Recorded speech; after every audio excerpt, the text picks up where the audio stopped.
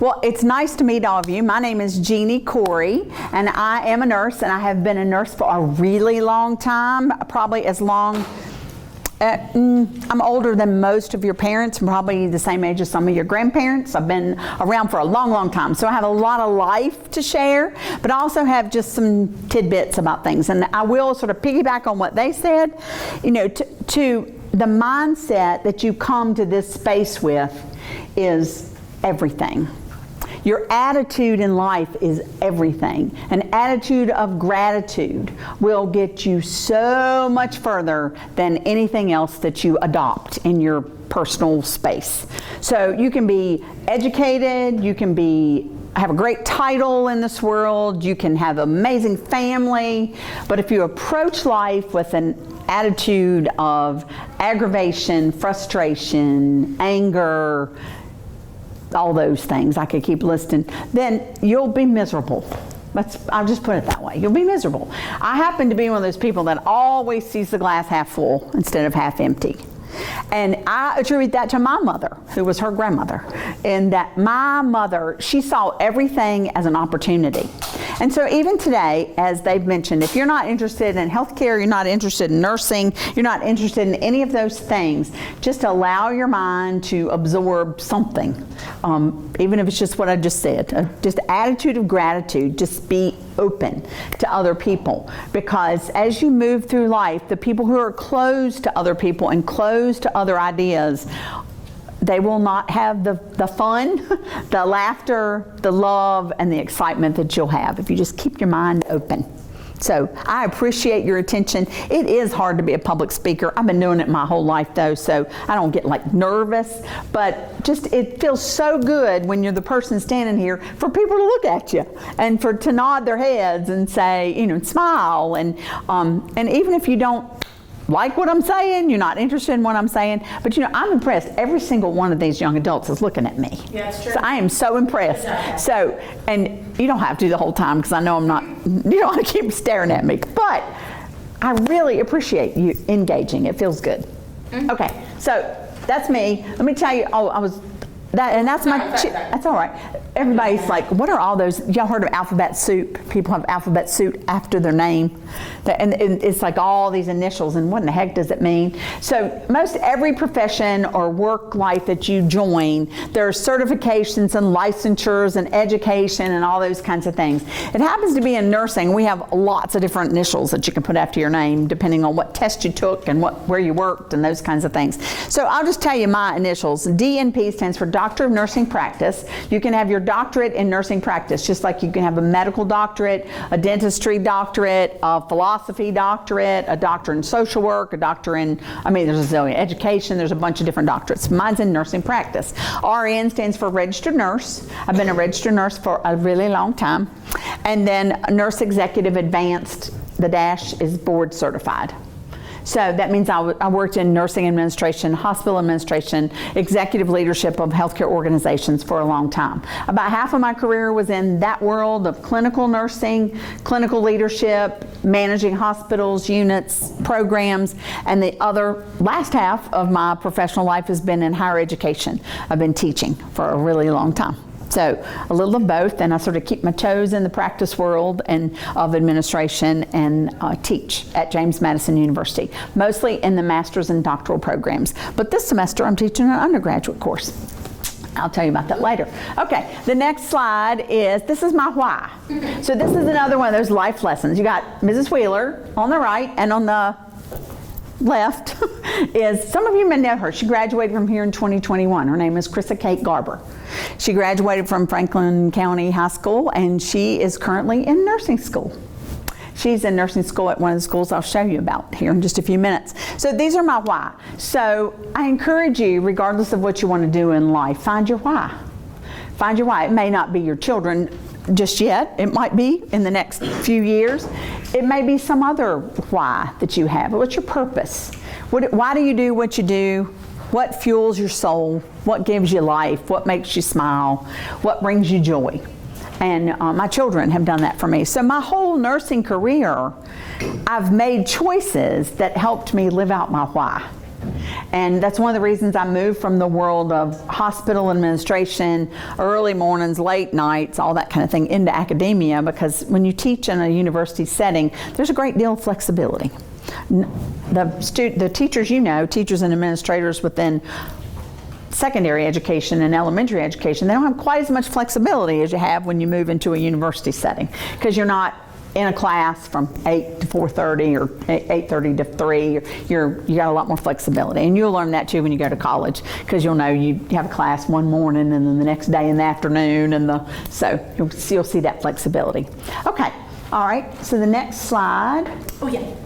Your brother, Your mom, where does she work? she was at RMH for 10 years, and she come to Rocky Mountain. She was there for 10 years, and she was in middle school for 7. She just went to Salem Town Health and Rehab. She's an administrative director now. Excellent. So you know all about all kinds of jobs in nursing. Yeah, and you're not interested in being a nurse?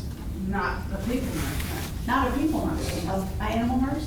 Okay. All right. So you got the caring gene in there, but not interested in the people part. Okay. How about you? Who's in your family? My cousin's a nurse. Your cousin's a nurse? Do you know where they work? So I think it's a care facility. Oh, okay, like a long-term care facility? Yeah, and that's another great place if you like working with older folks. You know, a lot of people who like working with kids also like working with older folks. There's a lot of similarities. So that's excellent. Who else? Is it already on? Family? Yeah, how about you? Your mom was brilliant. What'd she do? She's a Dialysis nurse? That's complicated. You have to wear That's this. very I have to wear what? This. Oh, y'all can't hear me? No, it's just for the camera. Oh, camera. Sorry, Mom. I feel like I'm on TV. You are. Do you want this? You Oh, will. I am on TV. You will be. What are you doing? I'm clipping it on you so it doesn't fall off. You don't want to have to hold it, do you? No, I fidget. I talk with my hands enough, so that would Now be you know where I crazy. get it from. Okay. Can you hear me? Testing. Okay, y'all are great. Is it- Okay, good. Anybody? No, that's fine. Anybody else have family members, acquaintances? Yes. My sister's an RN at At Ryan Memorial? Do you know where she works? I think I Do you don't know what unit or that kind of thing? an RN. She's an RN, okay. And do you know where anybody went to school that's a nurse? That if you have a nurse in your family, where'd your mom go? Tech. And do you know where she got her nursing degree? Because Tech doesn't have nursing. Radford. I went to Radford. Yeah. Whew, okay. WGU. Okay, good. All right. I don't know where she got her RN. Okay. Well, those are things you can ask, and they'll say, well, that's interesting. You're interested in what I did. Now I got there. Yeah. Okay, great. So what are some of the other things you want to do if you don't want to do nursing or healthcare? What are some of the other things you want to do? Just shout it out. You want to teach? Elementary, high school? Elementary? Realtor? Okay. How about in the back? What do y'all want to do? I can't hear you. You guys speak up. I'm old. I'm old. What she said. Realtor? You gonna be a realtor too? All right, who else? How about you? I'm a box. I can't hear y'all. Boxing. Boxing? You mean like, oh, okay. Oh, do you do that now? Oh, that's so cool. That's a first. That's a first. I've not heard that one before. Who else? Me? Uh-huh. Oh, I'm gonna play soccer. You gonna play soccer? So you going to college for soccer? You lying, bro. Tell the truth. Well, I'm gonna play basketball. Oh, are you? He's pulling my leg. Well, see, I don't know y'all, so Late. I'm late because of my bus. I'm late because of my bus. Okay, I'm late because of my bus. he's late because of his bus, Miss Wheeler. Okay, so you're gonna play basketball. Okay, you going to school to play basketball? I'm gonna try to. You're gonna try to. Okay, well, good luck. Good. Okay, how about you? I'm sorry, I can't hear you. Computer technician. Computer technician. Okay, great. We need you. We need all of you, but that's real important right now, isn't it? Good. Who else? A therapist. Mental health counselor. Okay, and you said that's what you want to do, right? How about you? Hey guys, hold on. No, next. Business. Business. Okay, you're going to college for a business degree, probably? Yeah. Maybe? Okay.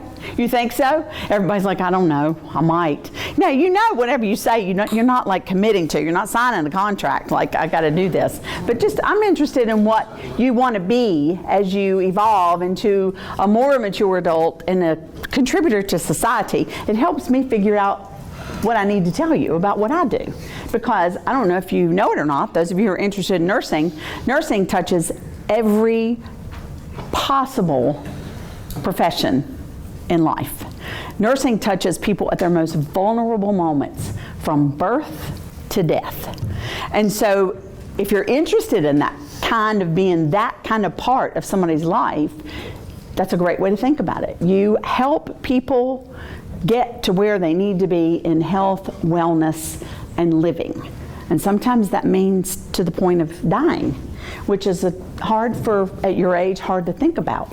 But as you get older, you think about that more. And as you work in healthcare professions, whether it be related to animals or people, that is one of the things that comes to the surface pretty quickly in your education and training, is how significant your role is in other people's lives. So anybody else want to share? I don't want to put anybody on the spot because I have put them on the back row on the spot. But anybody else want to share what you want to do? How many teachers? Are there a bunch of you that want to be teachers? Several of you want to be teachers? Oh, maybe, okay. Anybody else? How about y'all on the front? You said you might. Would you say you might want to do? Nursing, that's right. How about you? Baseball? We got a lot of sports people. How many other sports people in here want to do sports? What kind of sports? Well, I just want to coach. You want to coach? Yeah, I want to coach basketball. Okay, coach basketball. Excellent. Anybody else want to coach? Maybe long term? Okay. All right. Well, if you want to share as we talk, please don't hesitate. But let's move on to the next slide. Okay, so what is nursing? This is like Nursing 101. It's not what you see on TV. So most every profession is not what you see on TV. You can go way back to when I was your age all the way up to now, and nursing is typically featured on TV shows as this glorified handmaiden that does what other people tell them to do, whether it be male, female, it doesn't matter. They're doing what other people tell them to do, and that is really not what nursing is about. It's not what you see on social media. Just like in every other profession, there are people who are inappropriate on social media. I've worked with individuals who were inappropriate on social media, sharing information about patients that they shouldn't have shared, stories that were going on. You know, we live in a small community. We're a big place, but we're actually a pretty small community. You know, everybody knows everybody who knows everybody kind of thing.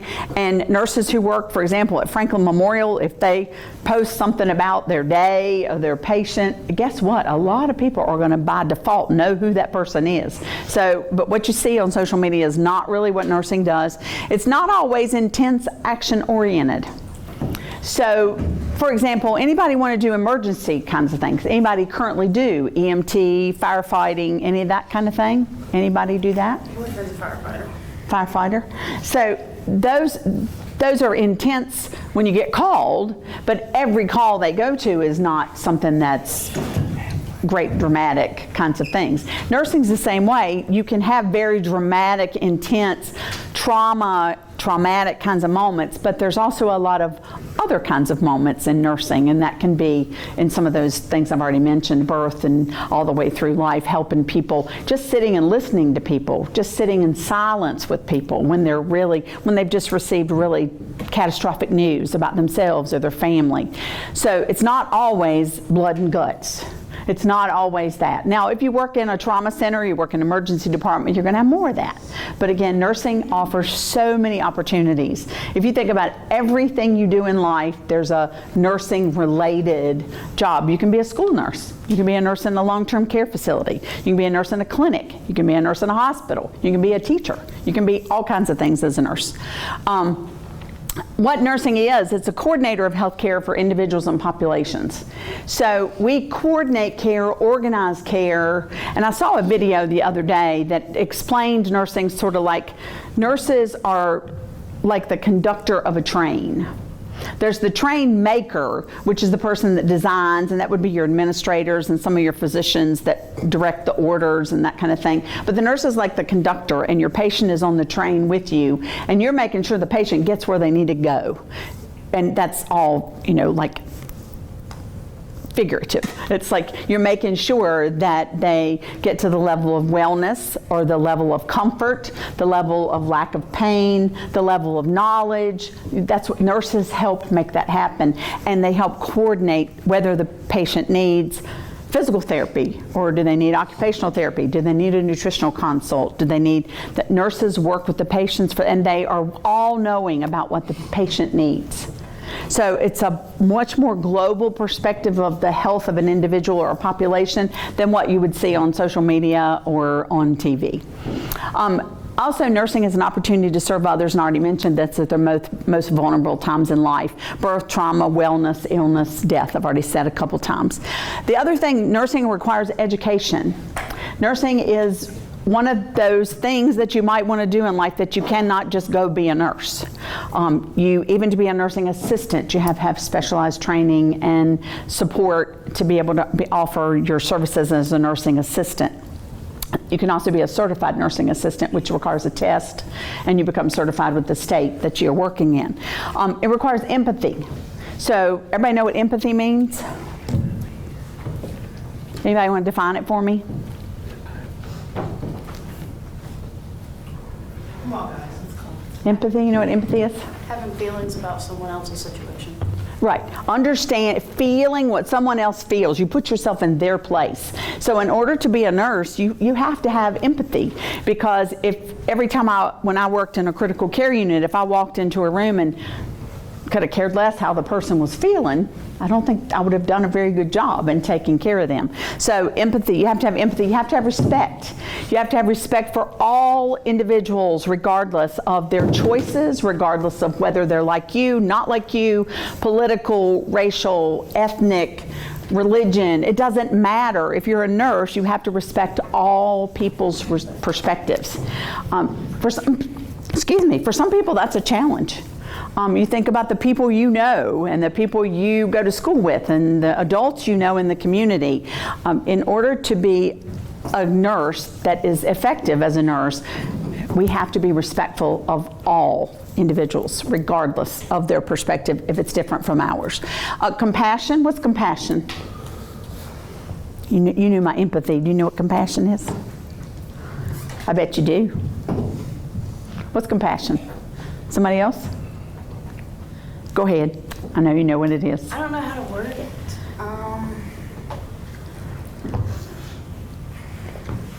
Anybody want to help her? Yeah, I don't know how to word it. Like, I know exactly what it is, but I don't know how to, word it. I'm so glad you said that. So it's one of those things, sort of like empathy and even respect sometimes. I know it when I see it, but I can't necessarily define it. Yeah. Right. That's excellent. And that sort of gave me cold chills, because that's something I think that you'll all experience as you go through life. Somebody will ask you a question and you're like, well, I don't really know I can tell you when I don't see it. I can tell you when I see it, but I can't define it. And compassion typically comes with the words caring behaviors. Yeah. It's like, I can show compassion towards you. I feel like it's kind of like empathetic, but you're not placing yourself in someone else's shoes. You just kind of have feelings toward another person because of the situation. Excellent difference. That's excellent. Did y'all hear what she said? Yeah, compassion is when you care about someone's experience or situation, but empathy is when you've put yourself in their situation and you can feel it from a higher level. So that was excellent. Thank you. And it's not just a job. So I would encourage you, no matter what you choose to do, whether it be work, trade, school, whatever it is you choose to do, that you approach it as it's not just a job. If you go into whatever you go into just looking for the paycheck, just to pay the rent, just to get the new car, then your life will be challenging. You will live your life with goal after goal that's all tied to money. It's all tied to being able to create an income. Now, you got to have an income to live. I'm not naive, I know that. But find your passion, find your why, find your purpose, and those who go into healthcare fields typically can articulate that fairly well. You know, they felt called to do something, they followed in their mother's footsteps, they followed in their sister's footsteps, or whatever it might be. Some people feel a spiritual calling to do things. Some people feel very service-minded. They're service-focused, so they want to do something to help others. The worst thing people can do ever is to choose something just because it makes good money. That's the worst thing you can do. If you're like, I want to do X because that makes a lot of money. You need to back up. You can do that as a second reason or another reason, but pick something that you're passionate about so that you have a happy life. This is the American Nurses Association definition of nursing, a little more formal. We form the backbone of healthcare provision in the United States, and RNs provide critical health care to the public wherever and whenever it's needed. This was most obvious for your generation during the COVID years. How many of you all had COVID? There's a bunch of it. Well, if you didn't have it then, you might get it now. It sounds like it's going back up. The numbers are going back up. But during the COVID years, the primary COVID years, which just seems so weird to me. I don't know about y'all, thinking back, I mean, the world just sort of stopped for a little while, as you all know. But nurses were everywhere. Nurses were in hospitals, schools, on TV all the time. And one of the sad things that's happened as a result of COVID and nursing and other healthcare professions, we've had a mass exit from the profession. A lot of nurses, I don't have a number, but I know it's out there, have left the profession of nursing. Not only have they left the profession of nursing because of COVID, nurses are leaving for other reasons. Anybody know what those reasons might be? Repeat the question. Family. Why people might have left nursing or leave nursing? Would you say? Family, right? A lot of people left during COVID because they were afraid of what it was going to do to their families. Yeah, because they might have had elderly parents, or they might have left nursing or leave nursing. Would you say? Family, right? A lot of people left during COVID because they were afraid of what it was going to do to their families. Yeah, because they might have had elderly parents, or they may have had children at home. I mean, it got really complicated. I feel like some people don't realize how hard it actually is. It's not easy to become a nurse. I don't know if, I guess it's been probably about 6 or 7 years now, there was a study done that a baccalaureate in nursing is one of the hardest degrees to achieve, because you have to know a lot about a lot. It's not like, you have to know a lot about a lot, and the tests that we have to take, the state licensure boards, those kinds of things, they're really complex. But I mean, even that, like, and once you finally get into it, like, having to see all of these people at, like, their lowest parts of their lives, I feel like it takes a toll on that mental health. It's a good point. And it depends on what specialty you're in. A lot of people, I have a lot of friends who work in hospice and palliative care and home care and those kinds of things, and then people who work in pediatric oncology, those kinds of really heavy, difficult situations to be in and day out, and trying to help people live their best life knowing that the outcome is not going to be what they dream of. Those are tough. Even working in places where you think should be happy all the time, labor and delivery, they're not always happy. Labor and delivery can become a very difficult place to work.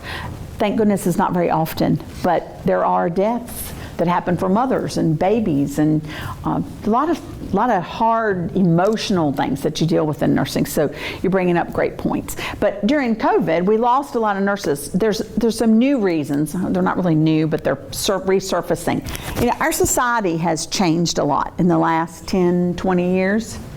Not a lot of tolerance for each other. Y'all notice that? And if everybody thinks they're right and their way's the right way and their beliefs are the only way to believe, and being a nurse, watching that over my career, that's been tough. I can go way back to some of the decisions that we had to make years ago, and your generation's going to have to make even more decisions. And one of the biggest issues in healthcare right now is workplace violence. Violence everywhere, but workplace violence for nursing is a big issue. It's a big issue all the way up to the federal level for policy making. And nurses get assaulted every day. Now, I was a clinical nurse for a long time, and I had patients who were in personal situations, whether they were, y'all know what DTs are? Going through, if somebody who's an alcoholic or on high-level drugs and they withdraw from it. And most people that go through that get combative. And I would take care of patients like that, and they would hit you. I mean, I've had bruises and those kinds of things. They'd kick. But it's amazing what happens these days. My youngest, what I forgot to tell you, is my youngest daughter's in nursing school. Krista Kate, that I showed you the picture of, she's in nursing school, and she works part-time at Roanoke Memorial in the cardiac surgery ICU unit, and she gets hit, kicked, all kinds of things. And she tells me all the time about the types of patients that, and families that are verbally abusive, physically abusive. Those kinds of things have evolved over time. That was not really common 10, 20 years ago. So it's a reflection of our society. So that's another thing to think about. But again, that's in almost every profession. If you're in the public eye and you're working with people, then that's something to consider. How safe is this job? What is going to happen to me? Think about your teachers. Think of all the things that happen in schools. So something else to consider. But nursing is ranked as the most trusted profession for 21 years in a row. Here's the ones at the bottom. I thought they came in. But second place was medical doctors. Third place is pharmacists. Fourth is high school teachers. Fifth place is police officers. Any thoughts about that? You agree with that? Would you have voted like that? No? What would you have voted differently? I would just take high school teachers off the list. You take high school teachers off the list? Okay. As not the most trusted profession? Sounds like you might have had a bad experience somewhere. Anybody else? Should be at least above the high school teachers. Say that again. So the police should be above the high school teachers. Police should. Could be. Yeah. And you know what? A lot of it depends on what our experiences have been. You know, if, and this is like a national survey, but it depends on what our experiences have been. You know, if we've had a bad experience with a physician, then we'd say, well, I don't trust physicians. I don't trust all physicians. So you have one bad experience and you portray it to all of it. But nurses have consistently stayed at the top. There was only 1 year that we were not at the top, and that was 9/11, and that firefighters went to the top because of the situation of 9/11. So, but we're very proud as nurses that we continue to be the most trusted. Okay, true or false? Nurses are the largest profession in healthcare. True. You said false? Somebody said false? True. True? Okay, here we go. It's true. We're the largest profession. And there are nearly 4.2 million nurses in the United States today. That's a lot. 88% are women and 12% are men. You know any male nurses? Couple of you do? Yeah. Well, my former brother-in-law was a nurse. I've worked with male nurses my entire life. We need male and female nurses. We need both. I'm grateful to see that the number's going up. Back when I was in school, the number was probably more like 1%. And so thank goodness we've removed some of those gender barriers in nursing. 1 in every blank people is a registered nurse. 1 in every 2? 50% of the population is a nurse? 1 in every 100 people. Yeah. So if you think about it, in here we had, 5 or 6 people that knew a nurse. So if you think about their sphere of influence and how many people, I mean, all of you know at least 100 people. So that's about right. So about 1 in every 100 people is a nurse. Nurses are in every community providing expert care from birth to the end of life. True? Correct? Alrighty. And nurses are key to the health of the nation. And I mentioned this just a little bit. A nursing crisis is happening now. There's not enough nurses in the United States. Just like there are not enough teachers, just like there are not enough police officers. There's not enough of anything right now. We have a need. is projected to continue with a 6% increase projected each year in RN jobs through 2031. So there's job opportunities, job security galore. That's one of the things I've said in my entire career. No matter what I'm doing, no matter what I've shifted to, whether it was a clinician, an administrator, an educator, if that didn't work out for me, as a registered nurse, I can always find a job. Now, there have been times in my life where the nursing shortage has not been as prevalent, but for the most part, nurses can find jobs. It may not be your dream job, it may not be in the place or in the position that you have always wanted to be in, but there's job security for sure. There's always going to be people who need to be taken care of. So that's something to consider if you're looking for security long term. There's another thing that sort of goes here. As a woman and a mother of 2 girls, that's always been very important to me. My parents were divorced and that was unusual back then, although I know it's really common nowadays, but my parents were divorced, and at a very young age, my mother, she didn't have a profession, and so she was used to not having to work and I promised myself that I would never put myself in that position, whether you're a man or a woman, would not put myself in a place where I had to depend on someone else to take care of me.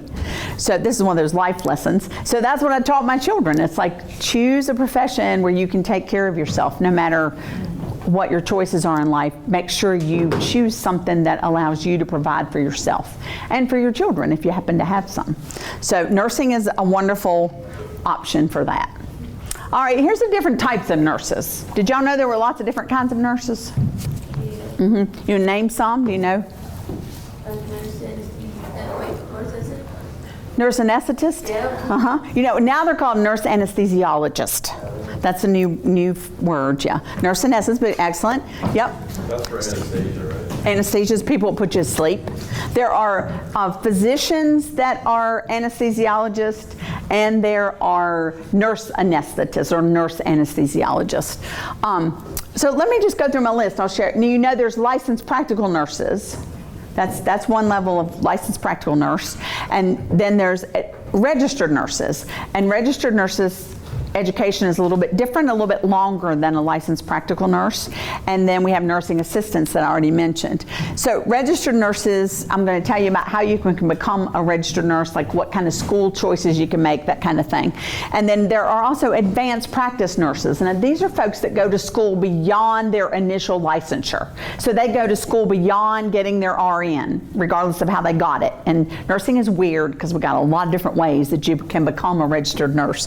But their advanced practice nurses have advanced degrees. So they've gone beyond the bachelor's degree onto other degrees.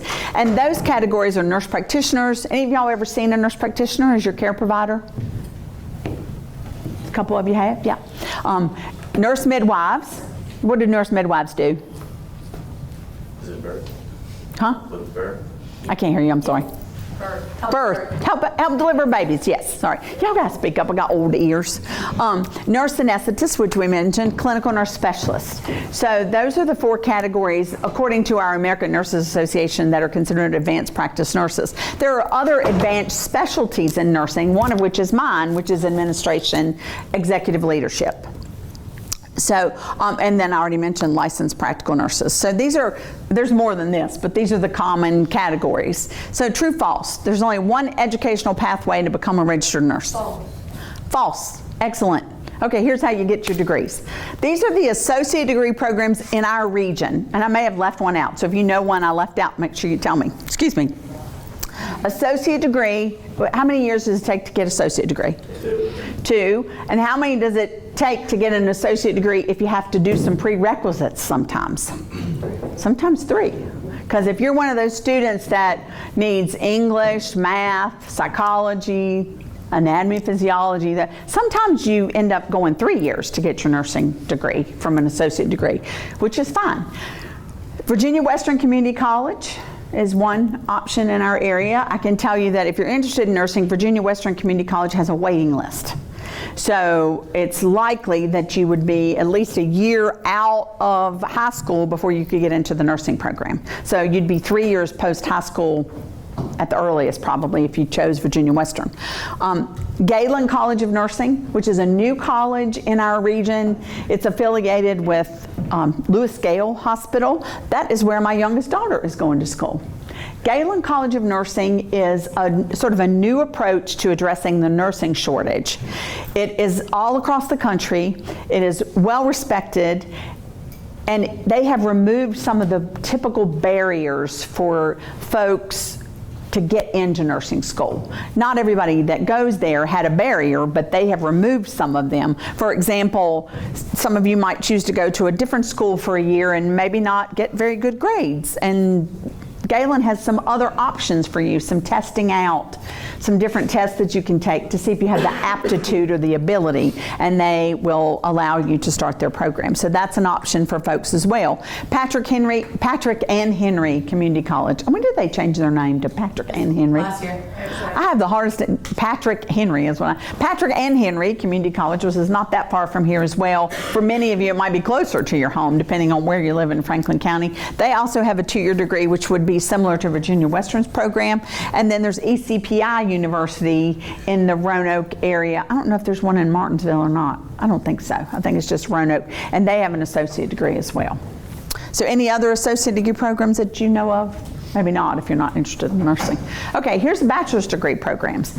Now, if you are certain that you want to be a nurse and you want a 4-year college experience, then these are the routes you need to go.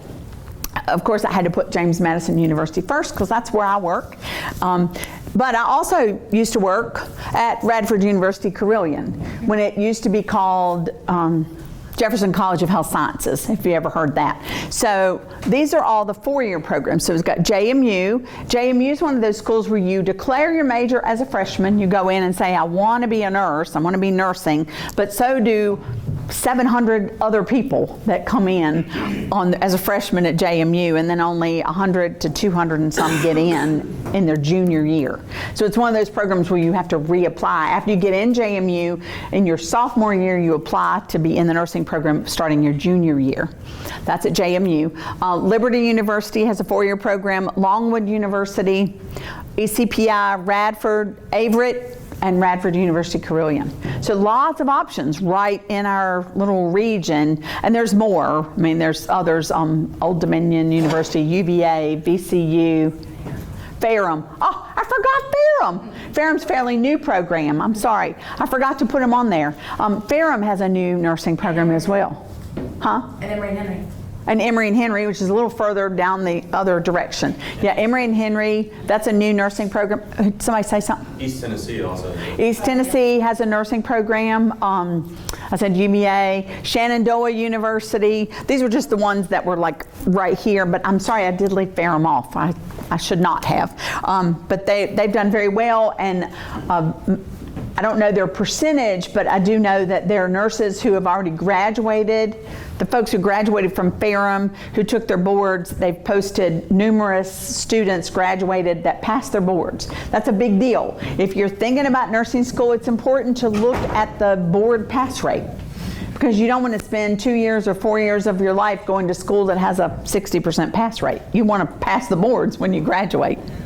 So here's advanced nursing education. I didn't put the places up here because if you're thinking about nursing, you're not quite there. It's on down the road.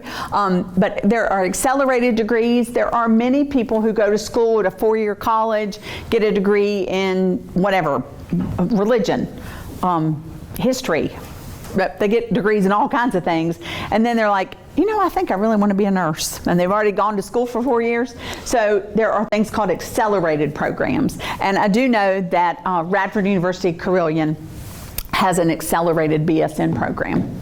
And accelerated MSN programs are a little bit harder to find, but those are the kinds of programs where this is where nursing gets wonky, because you can graduate with a master's in nursing and not be licensed yet.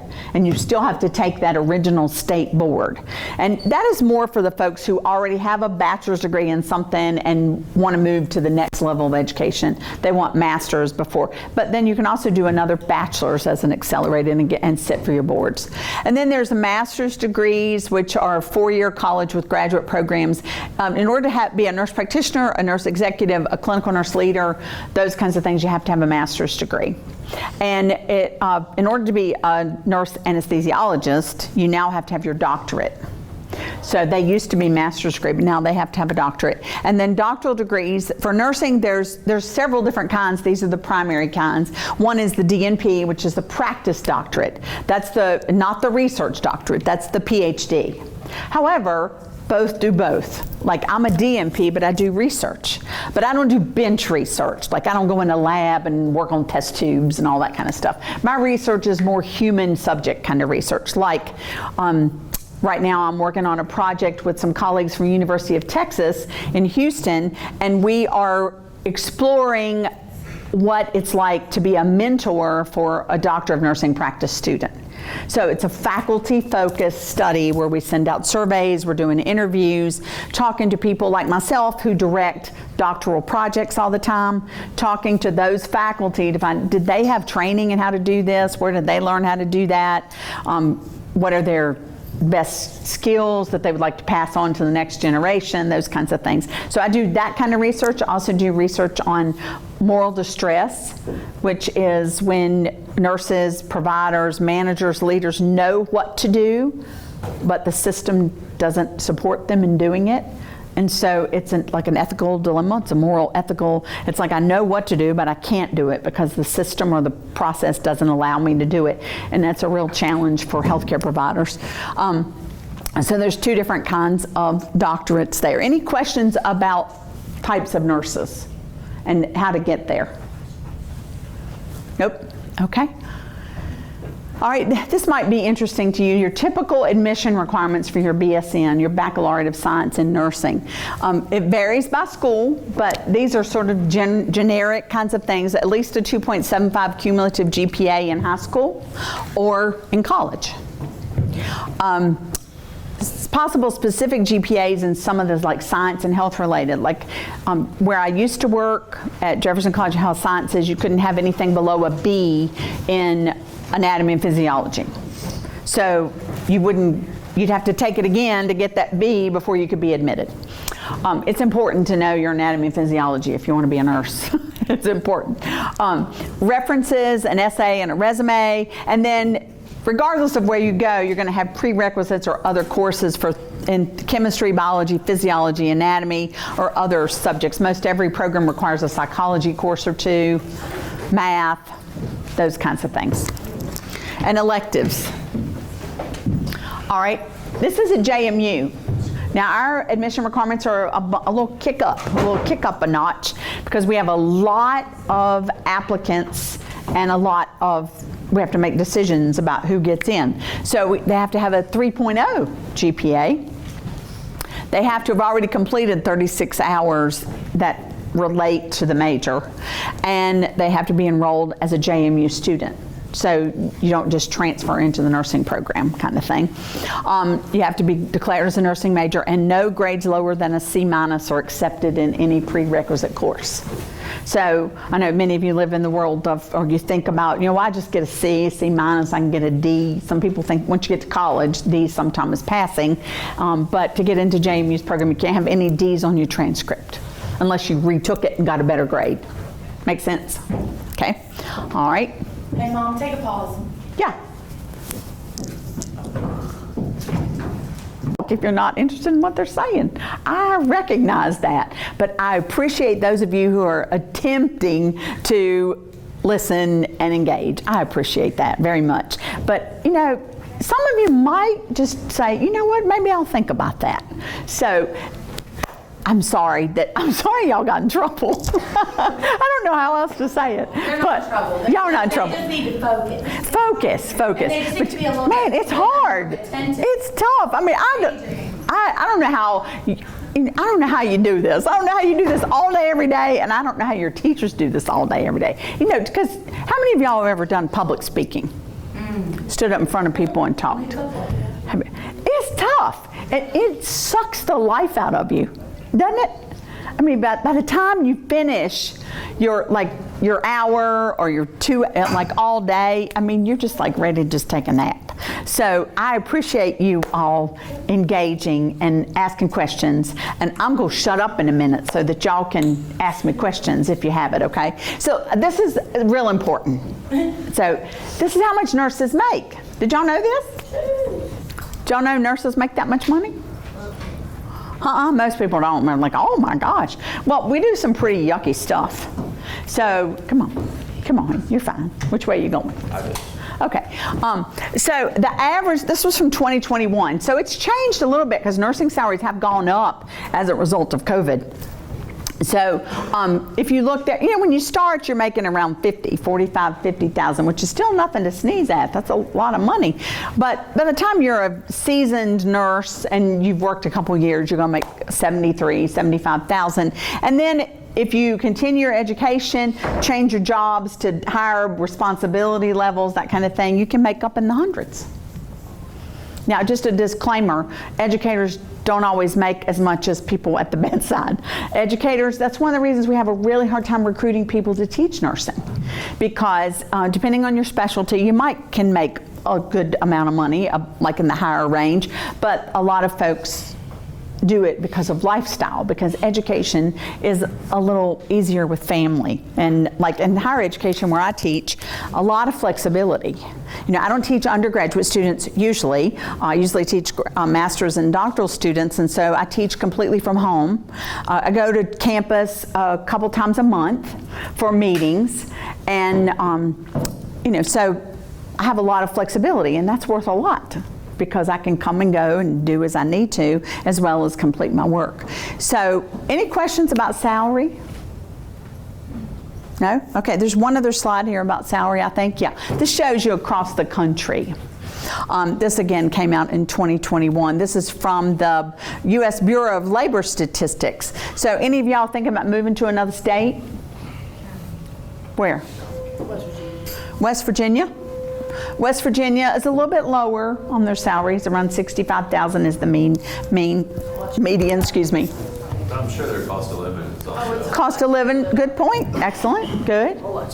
Yeah, can y'all see, like California is way up there. But it also costs so much. Costs a lot to live there, right? New York is at 90, let's see. Virginia is right around the median. And you can see some of the Midwest states are in the 60s. But again, nothing to sneeze at. Those are great salaries. You can support a family on that kind of money. And typically nursing jobs have benefits. So you get your health care and your dental care and all those kinds of things. That's important to look at too. Whatever profession you're choosing or whatever employment opportunity you're looking at, make sure you talk to them about benefits, because that's worth a lot of money. Most young folks your age don't think about this, but one catastrophic event in your life can create a lifetime of debt. You have one major accident and don't have insurance. You have one major illness, and so you have a child. You end up having a child and that has medical needs. I mean, those kinds of things can just wipe out your finances and create a life of challenge. So remember those things. Alaska's 95,000. Anybody ever been to Alaska? Oh, a couple of you. Oh, good. Good. I want to go there. How much do you think travel nurses make on top of the? Oh my goodness, that's a whole nother subject. I know a friend that it makes. Yeah. Yeah. Well, I tell you, anybody know about travel nurses? They're like $5,000-$6,000 a week. Correct. $5,000 or $6,000 a week. What? Yeah. And typically, and that's off what I've heard kind of thing. I haven't read a recent study or anything, but That's always what my mama told me. yeah, I mean, it's a lot of money. Now, it's not always great fun, because you got to leave where you live, typically. That's another whole story. I could tell you about that. But during COVID, nurses who were willing to travel made a great salary and did a lot of good, because we needed the nurses all over the place. The challenge with travel nurses from an administrator, which that's my hat, comes that we end up paying people to be temporary when we could have paid the people who were willing to stay more. And it becomes a puzzle. I'll give you an example. I have a student who is in the Northern Virginia area. And he was the manager of a critical care unit during COVID. He had 15 nurses resign collectively, and they went to work 15 minutes down the road, making that huge salary as travelers. Because that company didn't have a rule about how far away it had to be and all that. So they went, and we've got nurses that worked at Bryant Memorial that went to Lewis Gale as a traveler, or vice versa. And you know, you're coming, well, that creates a lot of workplace environment challenges, because you can imagine what that feels like. You go into an environment making a lot more money than the people that are willing to stick it out, and you don't even have to move. You just drove a different direction. When travel nursing started, it was more of a relocation kind of, like you'd travel to California and Tennessee, and you would go, and you got housing stipend because they paid for your housing and that kind of stuff. But you know, a lot of these folks who did travel nursing during COVID that didn't go very far, they still got a housing stipend, which is why their salaries end up being so high. Whoops. Yeah. So, great question. Travel nursing. Travel nursing has a place, but thank goodness we're sort of, the pendulum is swinging back towards less travelers and more consistent, committed workers. But, you know. Education difference with being a travel nurse versus a registered nurse? Who said that? Oh, is education difference? No, no. Any registered nurse can be a traveler. They also have nursing assistant and LPN travelers. I mean, you can be lots of different kinds of nurses and be a traveler. You can be what we used to call it was locum tenens, which was like a nurse anesthetist could be a locum tenens, which they would have a contract with a hospital in Michigan, and they would go there for a month or two and cover for somebody, all the anesthesiologist on vacation, and then they'd come back to their home base. I mean, we used to do that kind of thing, but travel nursing has afforded an opportunity for especially individuals who were either single or had other providers for their children and families at home to go earn great money to pay off debt, to pay for education, those kinds of things, and then come back. But what we found in nursing is a lot of folks who did that mass exit, like that 15 nurses that went down the street, they're coming back to their original place. They're getting rehired back. So we're seeing that too. And I don't have the statistics for you, but this is all just anecdotal from my students explaining what's happening in their organizations.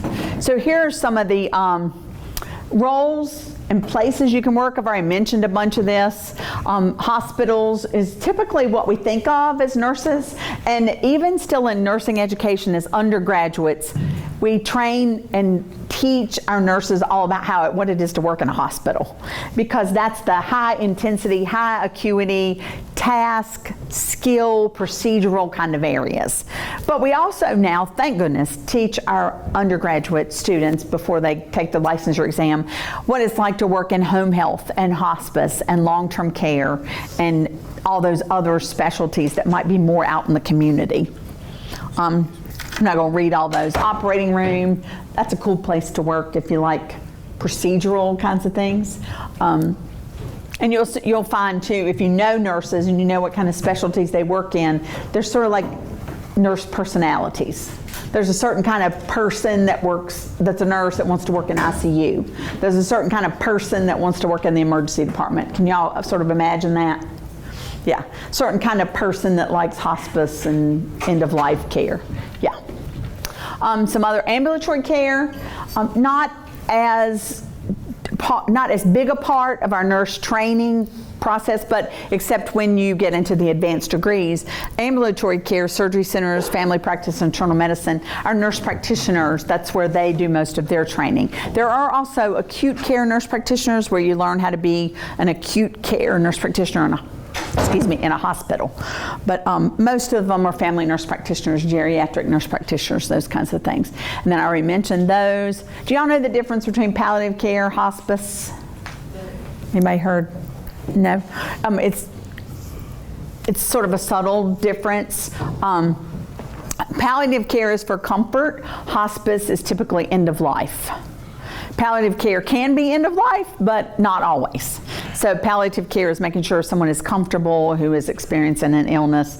And you can go in and out of each. It depends on what your provider thinks is best for you. I've had experiences with both, with family, and it's a wonderful service, something that is, it's a fairly new specialty. It's been around as long as you've been alive, but it was not available back 30 years ago. Public health departments. That's another place that nurses work and provide care. And then this is not typically what people think about, but I always bring this up because there are some of you who might be policy minded, who are like into politics and into legal kinds and risk. And there's a lot of places for nurses. And I forgot to put one up here. I don't think it's on my slide. It's also technology. Somebody mentioned they wanted to do technology back here. There's a huge push for nurses to be hired into the cybersecurity world because nurses are excellent problem solvers, logical thinkers, think about computers and how they work, and for international security and cybersecurity. And if you think about one of the first places that cybersecurity attackers could do major damage in our country or around the world is to be able to hack into medical systems. Hack into medication pumps and ventilators and all those things that are networked within hospitals through computers. And we could have a big problem if somebody got into all our systems in healthcare. But policy and government positions, elected officials, we need nurses to be elected to public office, and healthcare organizations and consulting, lots of opportunities there. And then of course there's always higher education, which is where I landed, clinical instructors, professors, and many, many more. And this is just FYI on me. This is my history. I went to Virginia Western Community College, got my 2-year degree right out of high school. I was 18 when I graduated from nursing school. Is that right? 19. 19. I was 19. 19 when I graduated from Virginia Western and went to work at Roanoke Memorial Hospital and worked there in their cardiology units for a number of years. I got my Bachelor of Science in Nursing from Radford University, and then I got my Master's of Nursing from University of Virginia, and then I got my doctorate from Case Western Reserve University. You may know where Case Western is? I told them yesterday. Oh, Cleveland. Cleveland, Ohio. Yeah. And as my children, life kind of, associate degree, I was married with no kids. Bachelor of Science, I was married with no kids. Master of Science, I was married with no kids. Then Mary Hannah was born, Miss Wheeler. And then my youngest daughter was born 10 years later, and then I got my doctorate. So my whole life, pretty much. All right, and then these are the places I worked. Cardiac progressive care, cardiac surgery ICU, the same unit that my youngest daughter is currently working in. And there's a nurse still there that I hired 40 years ago. She's still there. Mm-hmm. She's my age, so there you go. Patient care manager, director of nursing, hospital director, and administrator for cardiology, oncology, radiology. I was a director of cardiology for the health system, Carilion, administrative director for graduate medical education. That's where the people come from medical school. That's where medical students and residents, and I was the administrator there. Then I worked at Radford, Jefferson College of Health Sciences, Radford University, Carilion. I taught at Virginia Tech Carilion School of Medicine. Then I went to JMU as the program director of our doctoral program, and I'm not the director anymore. I'm faculty for our graduate nursing programs. COVID was a blessing for me, and not health-wise, but work-wise, because our university shifted to a lot of online stuff. Well, I was already online teaching, but we started doing a lot of meetings online, and so at that point I was like, I really don't, at my personal stage in life, I really don't need to be going to JMU once a week or a couple times a week. I actually had an apartment there. It was like a big life change. I was like, what? I think I'll be faculty, and then I can work from home, and that's what I'm doing now. And I teach mostly in the master's and doctoral program. I am teaching an undergraduate course this semester, the first time I've ever done that at JMU, and it's the nursing students who are getting ready to graduate. And they do what's called a capstone, and they actually go to a hospital and work side by side with a nurse, a registered nurse, and they work their schedule, whether it's days, nights, evenings, weekends, holidays, and And they do that for 144 hours. It's their last hurrah. And they get exposure to all kinds of things. One of my students emailed me yesterday and she was so excited. She got to do CPR this weekend.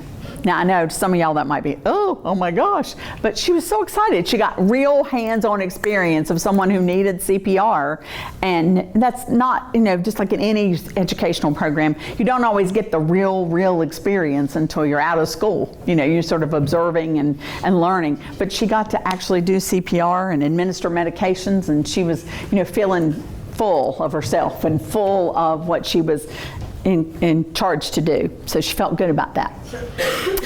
This is where I am now. I already mentioned I'm an educator. I'm an author. I've written books, book chapters. I'm in the midst of writing.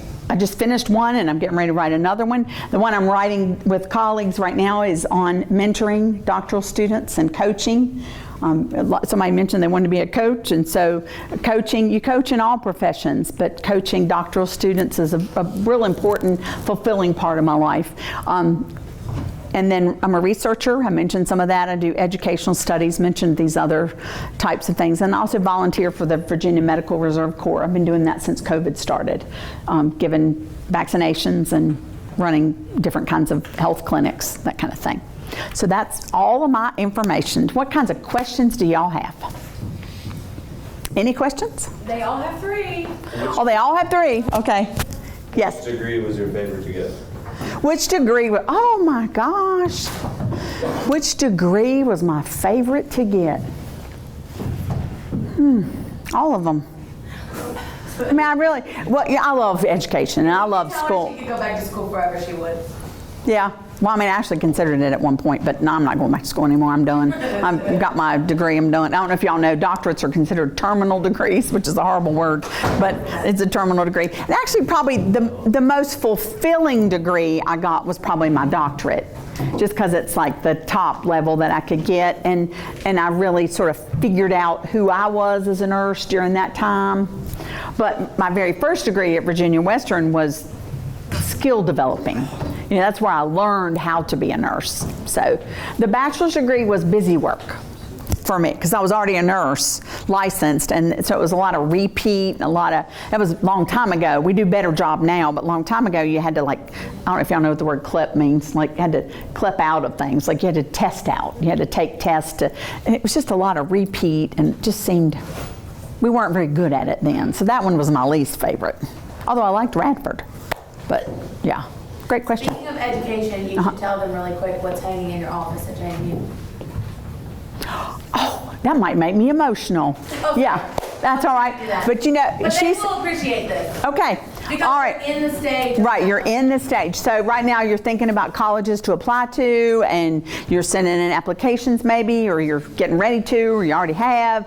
Well, James Madison University, when I graduated from high school, it was one of the schools I wanted to go to. A couple of my friends were going there, and it was great. Now, this is a long time ago, so it had only been a co-ed school for a short period of time. Y'all probably didn't know that. James Madison University used to be a teaching school where teachers learned how to be teachers, and it was all girls school. So it changed 10 years or so before I graduated from high school, and I wanted to go to JMU. At the time, I thought I might want to be a music teacher. Ironic, but anyway, I had a music scholarship for another school because I'm a music person, and but I also wanted to be a pediatrician, I thought, or a nurse maybe. It was just this weird place, like where some of you are right now. Anyway, I applied for JMU and I did not get accepted. That rejection letter is hanging on my office wall at JMU. In her office. Mm-hmm. It's typed. Excuse me, it takes you way back. It's typed on A typewriter. And the paper would probably crumple if I took it out of the frame. It's so old. But it's typed, like somebody actually sat at a typewriter. Y'all know what a typewriter is? Actually sat and click, click, click, click, click, click. And, Dear Jeannie Scruggs was my maiden name. In case any of y'all know about Scruggs community, that's my roots. So, Dear Jeannie Scruggs, we regret to inform you that you were not accepted to James Madison University. And now they give you a paycheck. And now they pay my check. That's right. Yeah. And that was so satisfying to hang that thing on the wall when I kept it all those years. So the message there, and I'm glad she brought this up, the message there is never give up. I might not have gotten to JMU the way I originally wanted to, but I got there eventually. I got there as a professor. And isn't that good? That's a great story. I'm glad you told me. Yeah, I always forget about that story. Well, I mean, it's a little embarrassing, you know. And I made really good grades in high school, and I was, you know, we got ranks. I don't know if y'all get your ranks. Like, you know, we had 268 students in our class, and I was in the upper 10% of my class. I was a good student, and I didn't get in, and I was and two of my friends that did get in went, and I was like, oh, it just broke my heart. Yeah. And now it would be so different if you just went on that way. Oh yeah, I don't even know if I'd have been a nurse if I'd have gone that way. All right. And it's also like your story of like at Western, was it your first nursing class? Oh no, you want me to tell that story? No, you want to tell that story. Well, I'll tell I it. have questions, ask those. Well, I'll tell you real quick. My second semester, well, we did quarters back then. My second quarter at Virginia Western, I was young because I was only 17 when I graduated from high school. And I was in my class, and one of my professors was working on her master's. This is way back when. She was working on her master's at UVA. And she was doing her study on most likely to succeed and least likely to succeed students. I was 17. Lived at home, no commitments, no responsibility, didn't work. I was just going to school because I was taking a lot of credits. And she picked me as her least likely to succeed. And another person who was a licensed practical nurse already, who was in RN school, she picked her as most likely to succeed, and she did. She did very well. But she picked me as least likely to succeed. Now, I don't know about y'all, but you might know this if you're a Miss Wheeler student, but all you got to do is tell me I can't do something. And I'm like, as my husband says, a dog on a bone. If you tell me I cannot do something, then I'm going to do it.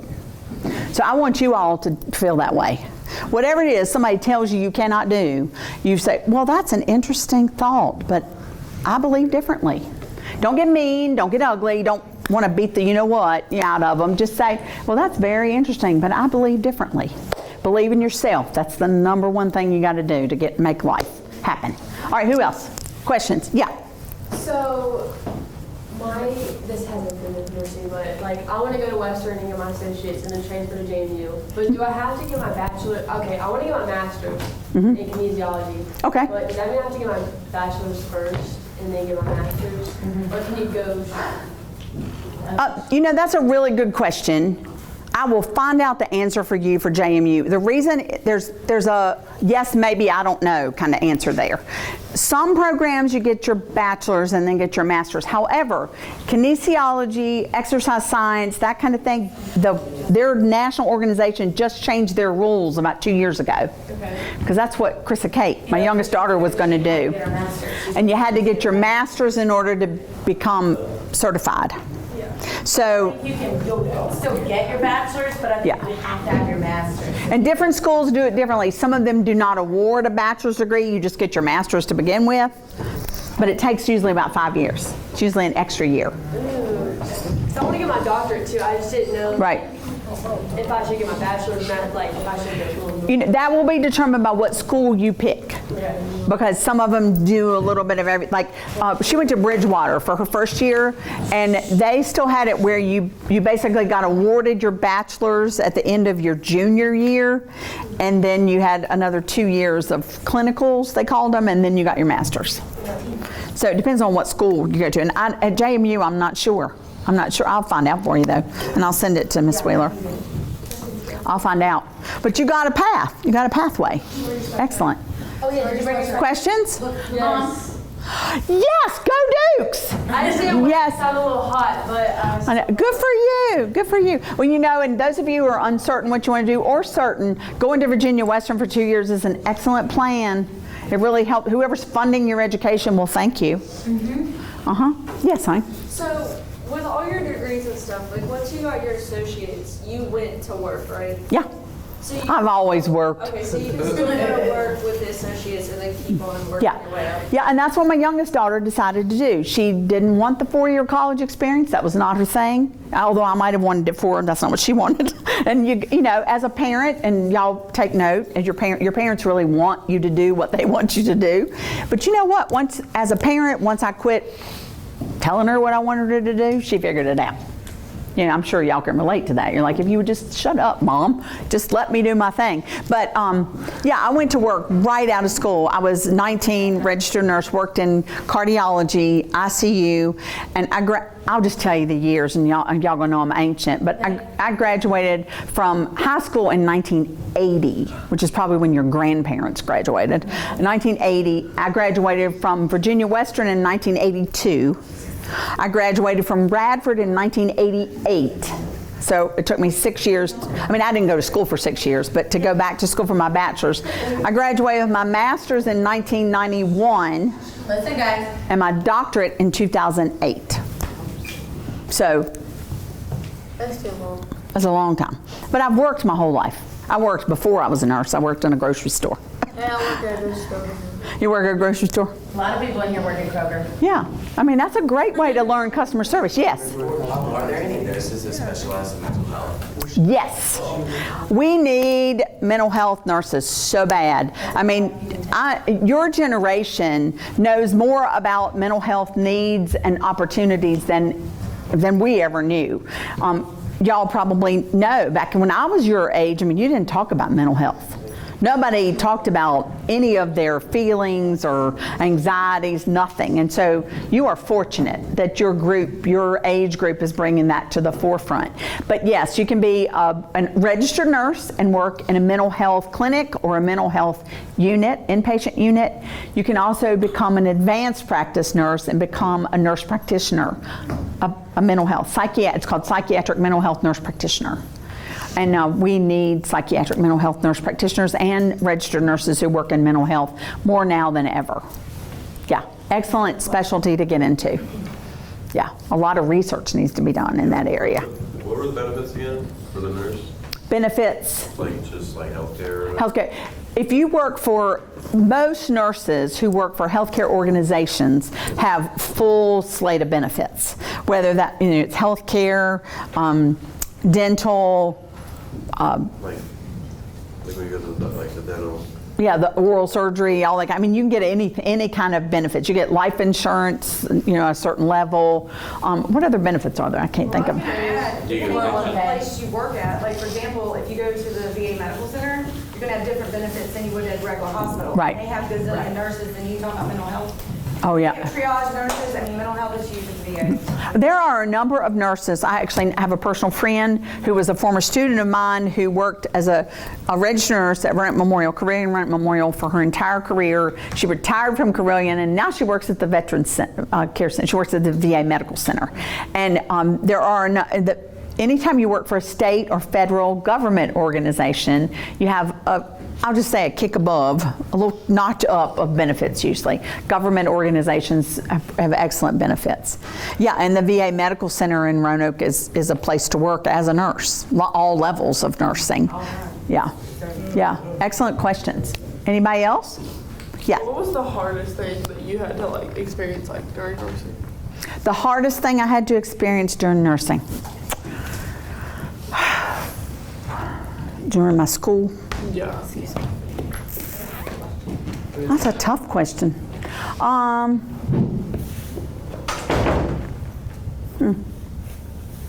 There's a couple things that pop in my head, but they're not really good answers. But the basic anatomy and physiology and all that, when I was in school learning that, because I was young and didn't have anything to relate it to. Like I didn't have experience with people's bodies, I didn't have experience. So understanding anatomy and physiology and testing in that area was tough for me. I mean, I did it, but it was hard. That was hard. And then probably the other thing in nursing school specific, there are a lot of medications that you have to know.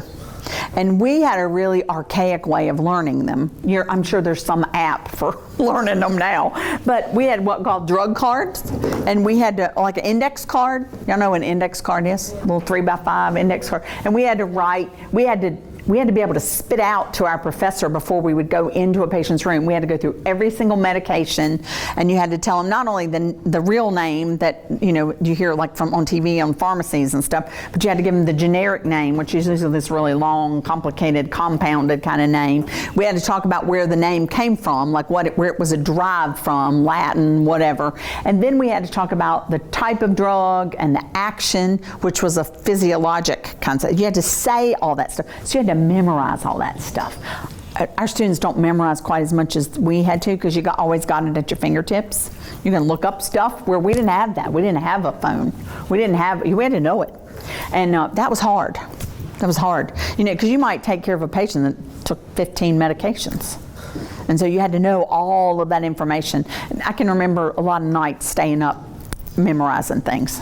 So that was tough. But that's any major. Memorization's tough.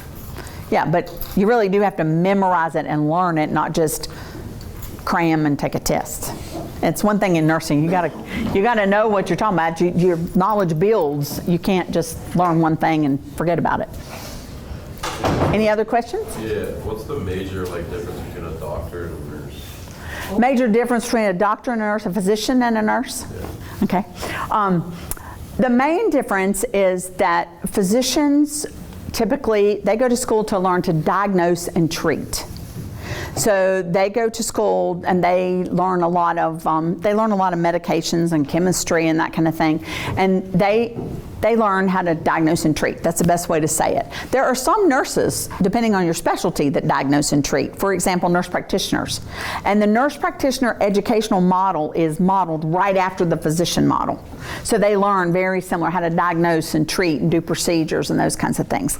A registered nurse that you would come in contact with in a hospital or a clinic, the difference for them is that they do not diagnose and treat. They do not say, oh, you've got pneumonia, we're going to give you this antibiotic. Nurses do what was up on the board of they coordinate the care. So the physicians, and it depends on what type of nurse you are, so that's why it's sort of a weird answer. But your typical registered nurse does not write orders. Like if I saw you in a clinic, I wouldn't write the order for you to go get amoxicillin. But a nurse practitioner could, which is the same thing a physician could do. So physicians typically diagnose and treat. Nurses are typically thought of as a more holistic care provider. As a nurse, I'm going to ask you about your whole life. I'm going to ask you about how are your emotions, you got any concerns about depression or blah, blah, blah, blah. And let's also talk about your ankle or your finger or whatever it might be. They're going to do the whole picture. Because when I think of like a movie or something, I think of like a doctor as like the main person that's treating, and I see the nurse with their the white dress on. Yeah, and they're in the background. Excellent. I mean, that's what we all see on TV is the nurse is sort of in the background, and there are jobs that are like that. I don't want to paint a picture that's not ever present, but through the years we've done a great job as nurses of becoming more equal providers. Physicians are typically the ones in charge of orders and patient direction. They're the train maker. Remember we talked about the train and the conductor, and they're the person that makes the train and decides what the train looks like on the outside and where it's sort of the big goal, and then the nurses navigate the patient through the train and through the lands. Does that make sense? It's a hard question to answer because it depends on what kind of nurse you are. Yeah. Anybody else? Time for the bell? Almost 4 minutes. Well, somebody tell me, what schools are you applying to? Well, that's Huh? Longwood.